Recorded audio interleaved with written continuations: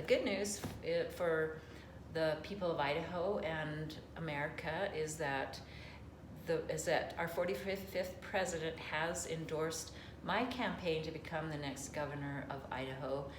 That is an effort that I have been cultivating going all the way back to 2016, when I immediately became engaged in his campaign when he announced to become our 45th president. I was the first vice chair of the Trump Idaho Team. I served as a Trump delegate both times. I had the honor to cast an elector vote on behalf of the people of Idaho for President Trump in the 2020. And there's a number of other things that I have done in support of not just our president, but in support of the people of Idaho when it comes to election integrity, defending Trump, and some of the violation of our election laws that we saw happen in 2020 in the effort to file an amicus brief in support of the state of Texas. Because if we lose our elections, we lose our republic. And it's important for the people of Idaho to have the confidence moving forward that the things that we saw happen in 2020 don't ever happen again in the state. And when people go to cast their vote, they need to feel confident that their vote is sacred and there's integrity in their vote.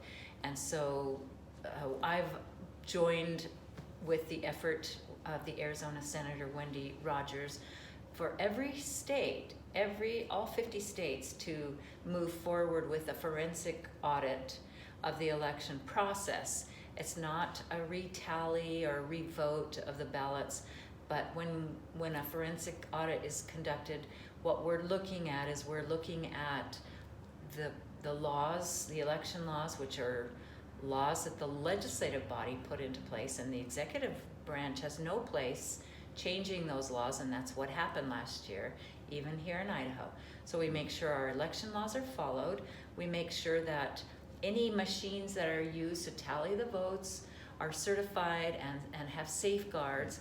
And then we also make sure that we have tamper-proof ballots that have codes written into them, security measures, that if there's one ballot that doesn't meet that security measure, it's tossed out. So I've joined that effort, calling for forensic audit in every state, including Idaho.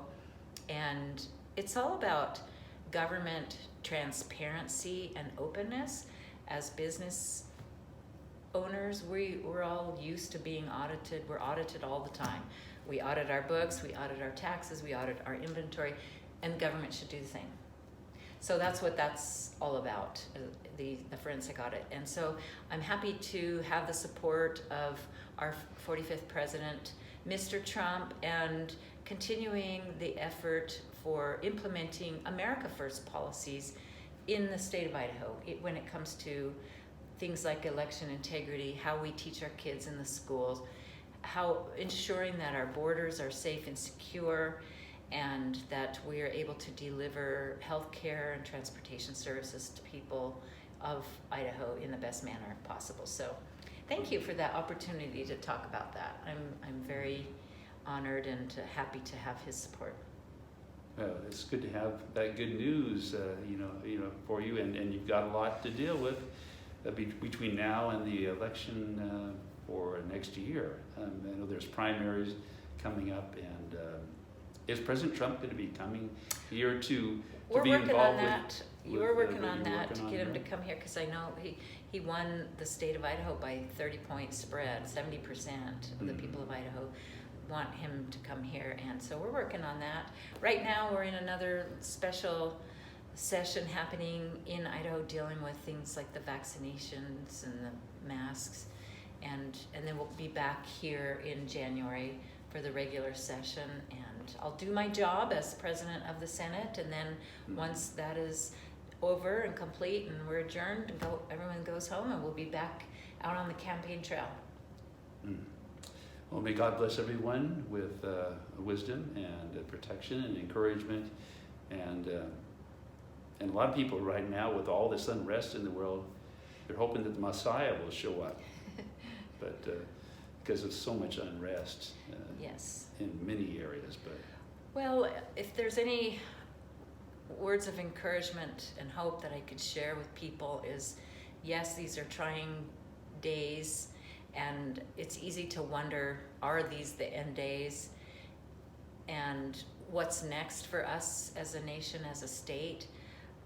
But we need to just keep our focus on God and what His plan is for us as individuals. We are all created in His image. We are all created fearfully and wonderfully made in Scripture, and it also says that He has a plan for each one of us. And so I think it's important for us not to fret so much about what's happening at any time, but rather to use these times as the way that we should as Christians, and that is to recognize our place and that we have a purpose for being right here today, now, this time, and what we need to do as citizens to follow what it is that we feel is God's plan in our life, and do what we can to help make a difference in this world, and reach out, fight for the right things, have the courage and the wisdom and the knowledge to fight for what's right and protect